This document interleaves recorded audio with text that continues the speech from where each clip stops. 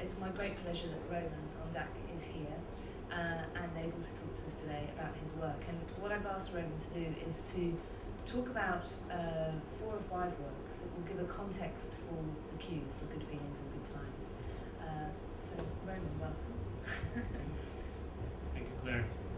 First of all, I'd like to say that I'm really delighted to be here in Wellington and that I have this opportunity to show some of my works and work on one-day sculpture.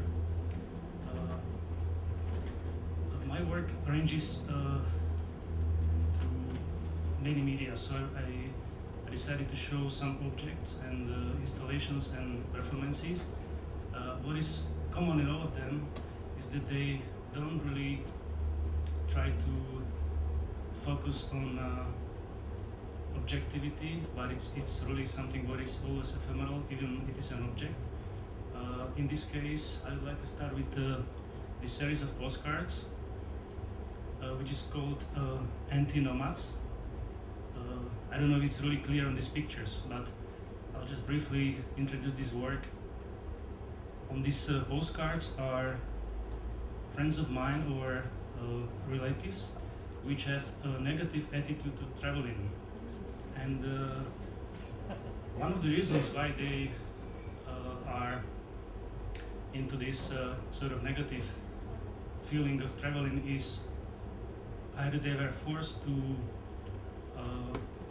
get into this anti-nomadic attitude due to social and political consequences in my country, because our borders in Czechoslovakia or former Eastern Europe were closed to the West for 40 years. So for example, my parents could never cross the border to Austria or Germany, but after a failure of so-called Iron Curtain, they could travel, but they could not afford it because our economic system was so different that they would have to pay for one coffee in Vienna, I don't know, what they would earn in one day. So this is the series of postcards which I made and installed in galleries, so people can take them freely and they can send them all over the world. So in this sense, it's a sculpture which is in constant flow, and it's never gonna be finished, because when all the postcards are gone, they should be reprinted. So it's only this frame and idea which will exist as an artwork. This is another work which has similar fate, I would say, but it's more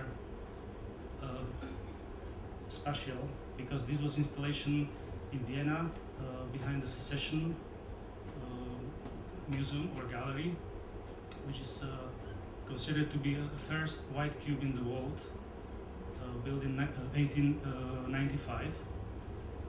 And what I was interested in this work was the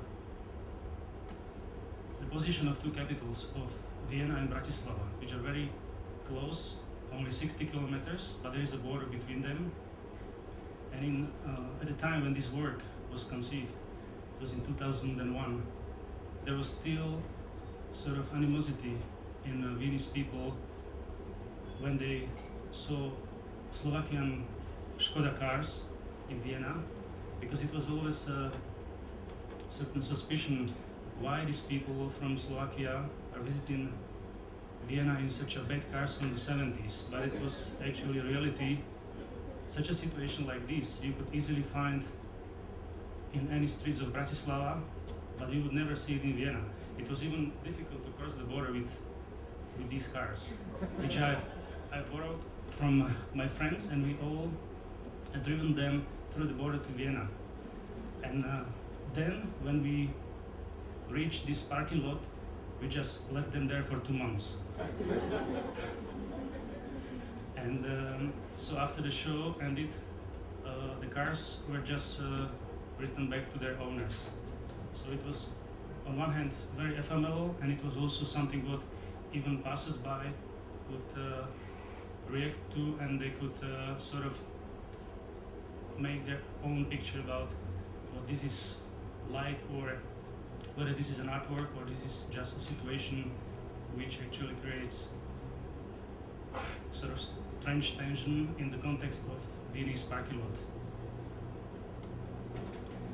This is another work which is performance in the gallery, but it's since I'm interested in shifting objects or situations or activities from one context to another, I can also understand the gallery as a social space where some other activity can happen. For example, audience can also perform without even knowing that they are performing. And in this work, a mother and her 1-year-old son were invited to come to the gallery in order to teach. I mean, she was invited to teach her son in the gallery to walk. And she came there every day for about 20 minutes, and it was repetitive activity all over the course of the exhibition.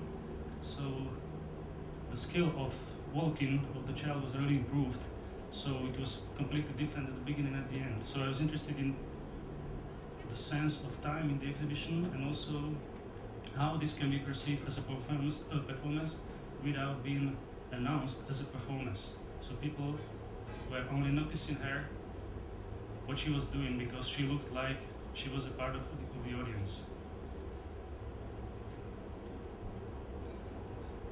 This is another work which could maybe remind a little bit our situation from yesterday here in front of the parliament, but it's called Occupied Balcony, and this is the building of city parliament in Graz, in Austria, and the idea was based on hanging this rack on the balcony of the parliament for a certain period of time, and it was coincidentally only for one day, because we didn't get permission for longer, and I think it was too demonstrative for